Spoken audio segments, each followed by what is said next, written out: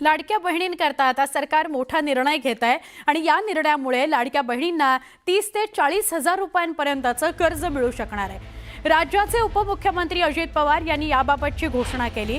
लाडक्या बहिणींना 30 ते 40 हजार रुपयांपर्यंतचं अर्थसहाय्य द्यायचं आणि त्या कर्जाचा हप्ता योजनेतून वळता करता येईल असंही त्यांनी सांगितलंय।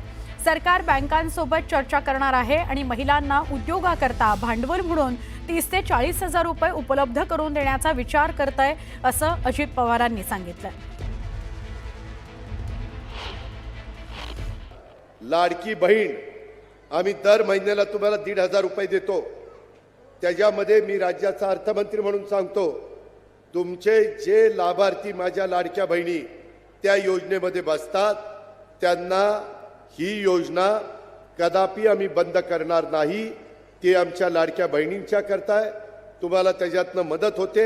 उलट आम्ही त्याच्यात नवीन प्रस्ताव आणलेला आहे, काही बँका पुढे आणलेल्या आहेत। नांदेड जिल्हा बँकेशी पण मी बोलीन, काही जिल्हा मध्यवर्ती सहकारी बँका चांगल्या आहेत, तिथं आमचे दर महिन्याला 1,500 रुपये त्या भगिनीला जातात।